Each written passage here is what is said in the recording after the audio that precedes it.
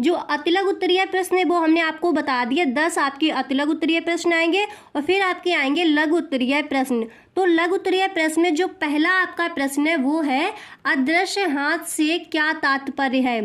तो इसका आंसर हो जाएगा एडम स्मिथ के अनुसार, ठीक है, इसको हम कहेंगे हरित क्रांति।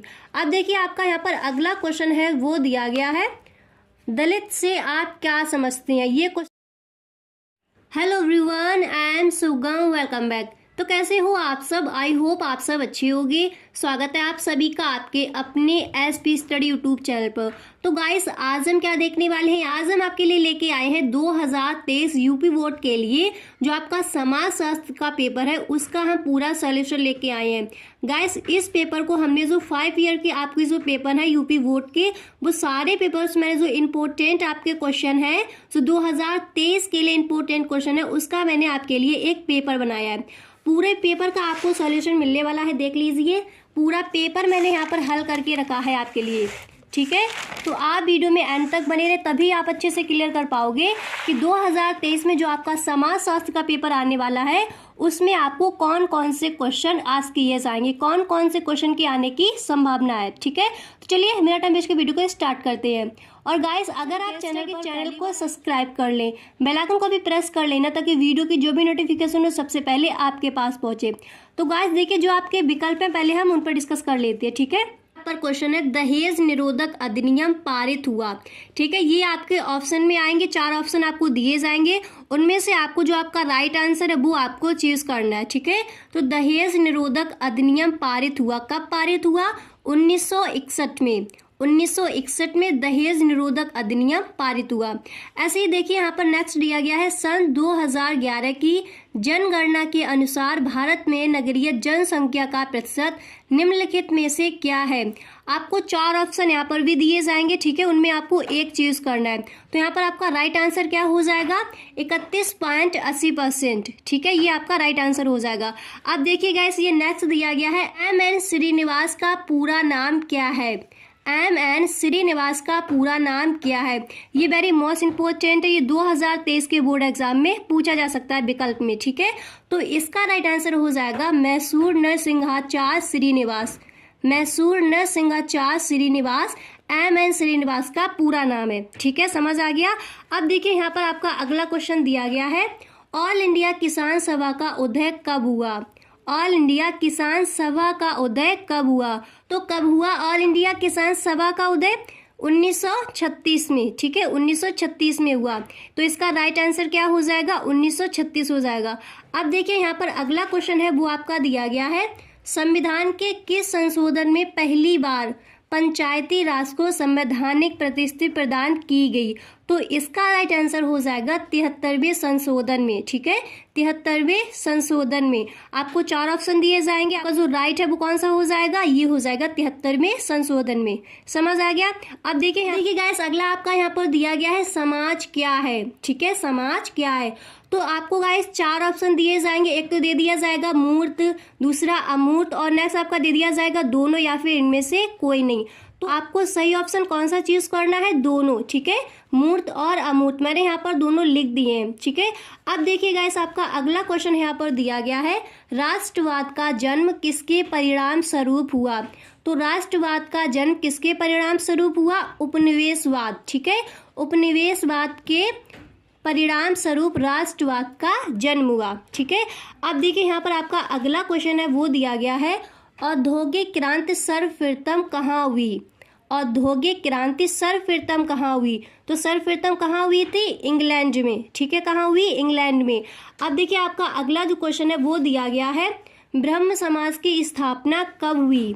ब्रह्म समाज की स्थापना कब हुई, तो ब्रह्म समाज की स्थापना कब हुई आपको पता है 1828 में।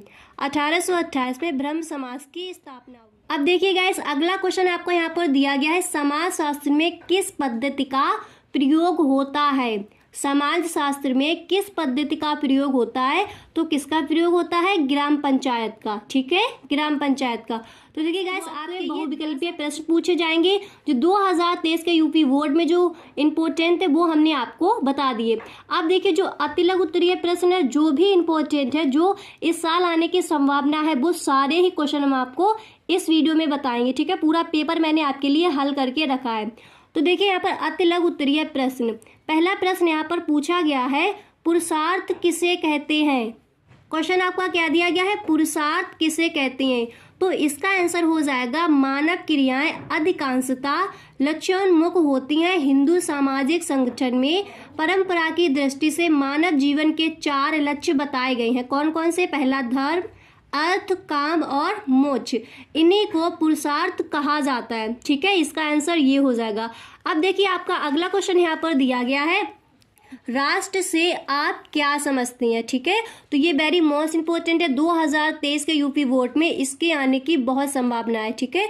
तो राष्ट्र से आप क्या समझते हैं, इसका आंसर हो जाएगा, राष्ट्र से आशय जनसंख्या के उस समूह से है जो अपने आप को एक समुदाय के रूप में प्रस्तुत करता है तथा अनेक साझा विशिष्टताओं पर आधारित होता है।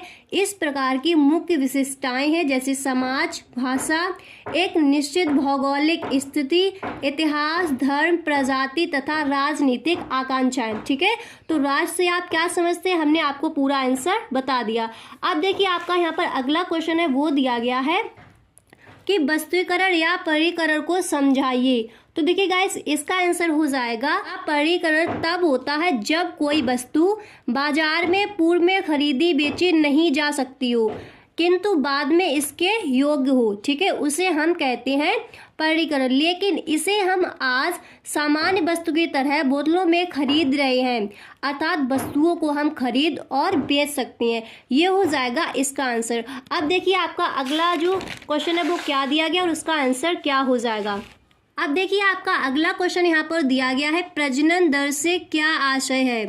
प्रजनन दर से क्या आशय है। तो गाइस इसका आंसर हो जाएगा, जनसंख्या की स्थिति को समझने के लिए प्रजनन दर को भी ज्ञात किया जाता है। प्रजनन दर से आशय बच्चे को पैदा कर सकने की आयु अवधि में संबंधित, ठीक है। प्रति 1000 स्त्रियों की इकाई के पीछे जीवित जन्मे बच्चों की संख्या से है। बच्चे पैदा करने की अवधि सामान्य रूप से स्त्री की यानी 15 वर्ष से 49 वर्ष की आयु अवधि को माना जाता है। इसी को गाइस हम कहते हैं प्रजनन दर। समझ आ गया। अच्छे से इस क्वेश्चन को आपको तैयार कर लेना है क्योंकि ये यूपी बोर्ड में पूछा जा सकता है 2023 के यूपी बोर्ड में, ठीक है। अब देखिए आपका अगला क्वेश्चन यहाँ पर दिया गया है। अगला क्वेश्चन आपका यहाँ पर दिया गया है, जाति व्यवस्था में होने वाले परिवर्तन के 4 मुख्य कारणों का उल्लेख कीजिए, ठीक है। जाति व्यवस्था में होने वाले परिवर्तन के 4 मुख्य कारणों का उल्लेख कीजिए। तो देखिए गाइस इसका आंसर हो जाएगा, जाति व्यवस्था में होने वाले परिवर्तन के 4 मुख्य कारण हैं। कौन कौन से, पहला है वर्तमान आर्थिक परिवर्तन तथा औद्योगिकरण, ठीक है। और दूसरा यहाँ पर है पाश्चात्य संस्कृति का प्रभाव। नेक्स्ट यहाँ पर दिया गया है नगरीकरण और अगला आपका हो जाएगा भारतीय संविधान की मान्यताएं, ठीक है। अब देखिए गाइस आपका अगला क्वेश्चन यहाँ पर दिया गया है, 2011 की जनगणना के अनुसार भारत की नगरीय और ग्रामीण जनसंख्या कितनी है। ये क्वेश्चन बहुत ही इंपॉर्टेंट है, ठीक है। 2011 की जनगणना के अनुसार भारत की नगरीय और ग्रामीण जनसंख्या कितनी है। तो गाइस इसका आंसर हो जाएगा, 2011 की जनसंख्या में 31.8% जनसंख्या नगरीय तथा 68.2% जनसंख्या ग्रामीण है। समझ आ गया। अब देखिए आपका यहाँ पर अगला क्वेश्चन है वो दिया गया है, आधुनिकीकरण की 3 विशेषताएं बताइए, ठीक है। आधुनिकीकरण की 3 विशेषताएं बताइए। तो इसका आंसर हो जाएगा, पहले तो आपको हेडिंग डालनी है जनता में वैज्ञानिक दृष्टिकोण, ठीक है। आधुनिकीकरण की विशेषताएं इस तरह से लिखना है, फिर आपको लिखना है जनता में वैज्ञानिक दृष्टिकोण। तो फिर इसमें आपको लिखना है जनता में विज्ञान के प्रति रुचि उत्पन्न हो जाने से आविष्कारों को जन्म दिया जाएगा। उन आविष्कारों का जन्म हो जाने से औद्योगिकरण की प्रक्रिया में प्रगति होगी। फिर आपको दूसरी हेडिंग डालनी है प्राकृतिक साधनों की प्रचुरता, ठीक है। फिर इसके अंदर आपको लिखना है औद्योगिकरण के कार्य में लोहा, कोयला, तेल आदि की आवश्यकता पड़ती है। जिन स्थानों पर ये प्राकृतिक साधन खनिज पदार्थों के रूप में प्रचुर मात्रा में पाए जाते हैं, ठीक है। फिर आपको देखिए यहाँ पर अगली हेडिंग डालनी है नागरिकों में जागरूकता, ठीक है। नागरिकों में जागरूकता। और इसमें आपको लिखना है प्राकृतिक साधनों के उपलब्ध हो जाने से ही औद्योगिकरण की प्रक्रिया आरंभ नहीं होती। ठीक है, तो इस तरह से आपको इसकी 3 विशेषताएं बता देनी है। ठीक है, आधुनिकीकरण की 3 विशेषताएं आपको इस तरह से बतानी है। समझ आ गया। अब देखिए आपका यहाँ पर अगला क्वेश्चन है वो दिया गया है। देखिए आपका अगला क्वेश्चन यहाँ पर पूछा गया है, सामाजिक सर्वेक्षण किसे कहते हैं? सामाजिक सर्वेक्षण किसे कहते हैं? तो इसका आंसर हो जाएगा सामाजिक सर्वेक्षण सामाजिक अनुसंधान का एक ऐसा तत्व है जो कि बड़ी संख्या में व्यक्तियों के विश्वासों, मनोवृत्तियों, विचारधाराओं तथा व्यवहारों के अध्ययन, उन्हें प्रभावित करने वाले विभिन्न कारकों तथा अनेक पारस्परिक संबंधों का विश्लेषण एवं विवेचन करने के लिए तथ्यों के संकलन से संबंधित है। ठीक है, तो ये हो जाएगा आपका सामाजिक सर्वेक्षण। अब देखिए आपका यहाँ पर अगला क्वेश्चन है वो दिया गया है, पैंडेमिक से क्या आशय है? यहाँ पर ये क्या लिखा है? ठीक है, पैंडेमिक से क्या आशय है? तो इसका आंसर हो जाएगा पैंडेमिक महामारी का एक रूप है जब कोई महामारी व्यापक भौगोलिक क्षेत्र को एक साथ प्रभावित करती है तो उस महामारी को पैंडेमिक नाम से संबोधित किया जाता है, उसी को हम पैंडेमिक कहते हैं। ठीक है, समझ आ गया। पैंडेमिक हम किसे कहेंगे?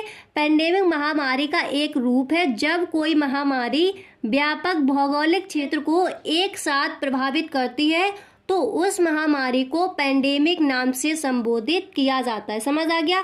अब देखिए आपका यहाँ पर अगला क्वेश्चन है वो दिया गया है, विनिमय से क्या आशय है?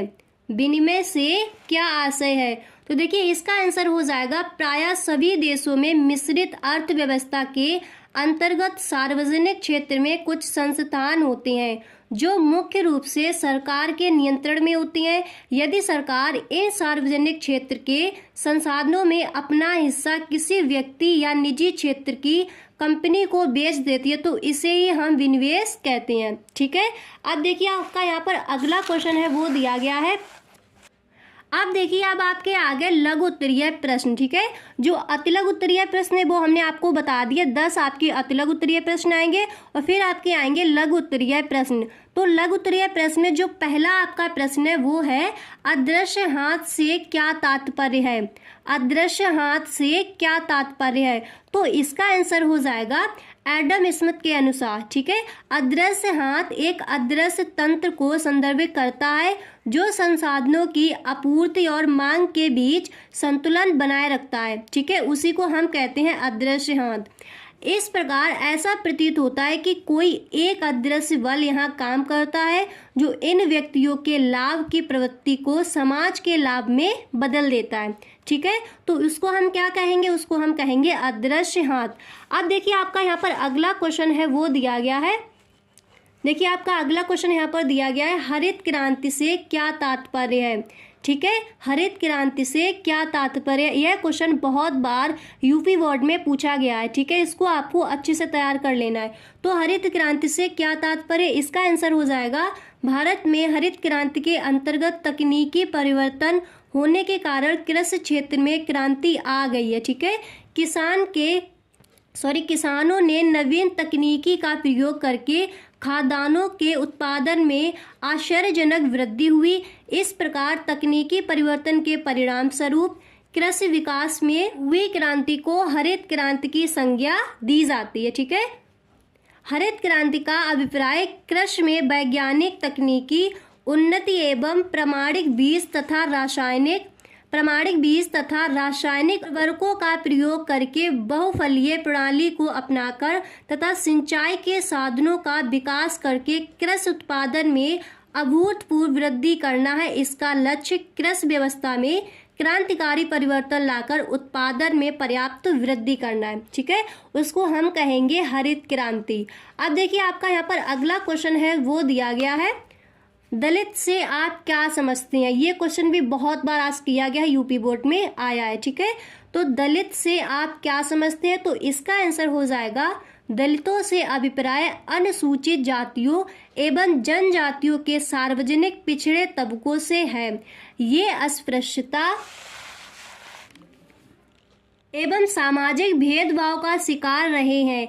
इसके विपरीत जातियों का एक काफी बड़ा समूह ऐसा भी है जो निम्न तो समझा जाता है, परंतु उनके साथ किसी प्रकार का भेदभाव किया जा सकता था और ना ही उन्हें अछूत माना जा सकता था। सामाजिक असुविधाओं से पीड़ित ऐसे समूहों का जाति पर आधारित होना जरूरी है। इन समूहों को सामाजिक और शैक्षिक रूप से पिछड़े वर्ग कहा गया है। आम बोलचाल की भाषा में इन्हें अन्य पिछड़े वर्ग भी कहा जा सकता है।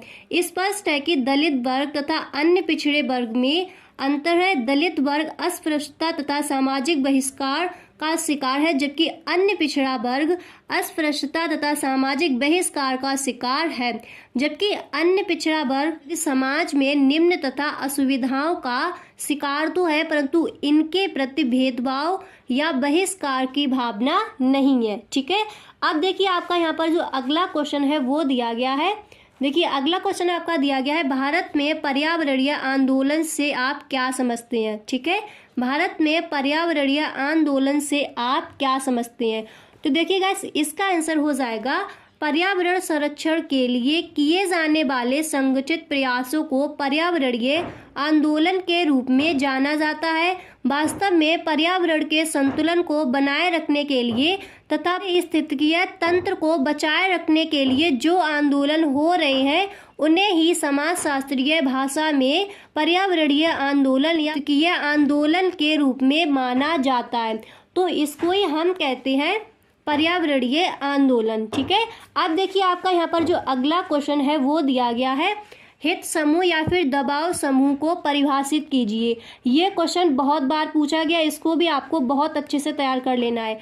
हित समूह दबाव समूह को परिभाषित कीजिए। ठीक है, तो इसका आंसर हो जाएगा वर्तमान समय के राजनीतिक जीवन की महत्वपूर्ण देन दबाव गुट है, जो कि प्रायः समस्त प्रजातंत्रात्मक शासनों में पाए जाते हैं। ये ऐसे गुट हैं जिनके द्वारा विभिन्न वर्ग या हित के लोग अपना गुट बनाकर सार्वजनिक नीतियों के निर्माण पर प्रभाव डालने का प्रयत्न करते रहते हैं। इन गुटों में व्यापारिक वर्ग, अल्पसंख्यक, व्यावसायिक तथा अन्य वर्ग सम्मिलित होते हैं। फिर गाइस आपको यहाँ पर एक हेडिंग डालनी है वीनर के अनुसार। ठीक है, तो वीनर के अनुसार वीनर ने इसके बारे में क्या कहा कि दबाव समूह से हमारा तात्पर्य शासन के ढांचे के बाहर स्वैच्छिक रूप से संगठित ऐसे गुटों से होता है जो प्रशासनिक अधिकारियों की नामजदगी और नियुक्त विधि निर्माण और सार्वजनिक नीति के क्रियान्वयन को प्रभावित करने में प्रयत्नशील रहते हैं। ठीक है, वीनर ने हित समूह के बारे में ये कहा है। ठीक है, अब देखिए आपका यहाँ पर अगला क्वेश्चन है वो दिया गया है, आधुनिकीकरण के 5 लक्षण बताइए। ठीक है, अगर आपसे पूछा जाए कि आधुनिकीकरण की 5 विशेषताएं बताइए, तब भी आप इसको लिख सकती हो। ठीक है, तो ये भी आपको अच्छे से तैयार कर लेना है। आधुनिकीकरण के 5 लक्षण बताइए। तो देखिए गाइस, इसका आंसर हो जाएगा आधुनिकीकरण की प्रक्रिया का अनेक विद्वानों ने अपने अपने दृष्टिकोण से अध्ययन किया है, अतः इसके संबंध में अनेक महत्वपूर्ण प्रकल्पनाएं विकसित की गई हैं। अनेक समाज वैज्ञानिकों ने भी हाल ही में इस प्रक्रिया का अनुभाविक अध्ययन और विश्लेषण किया, जिनमें डेनियल लर्नर, गिलबर्ट ई म्यूस, श्राम तथा फूल प्रमुख हैं। ठीक है, आधुनिकीकरण के लक्षणों की एक सूची तैयार की गई है, उन सूची में लक्षण सम्मिलित किए गए हैं। ठीक है, एक सूची तैयार की गई, उसमें 12 लक्षण सम्मिलित किए गए हैं। परानुभूति, गतिशीलता, उच्च सहभागिता। ठीक है, यहाँ पर हमने आपको 3 लिखा दी क्योंकि ये आपका ये आपके लघु उत्तरीय प्रश्न है, इसमें आपको ज़्यादा डिटेल में नहीं लिखना होता। अब देखिए आपके जो विस्तृत में जो आपके प्रश्न पूछे जाएंगे 2023 में जो आपकी संभावना है यूपी बोर्ड में पूछे जाने की, तो वो देखिए कि आपके विस्तृत में कौन कौन से प्रश्न आ सकते हैं।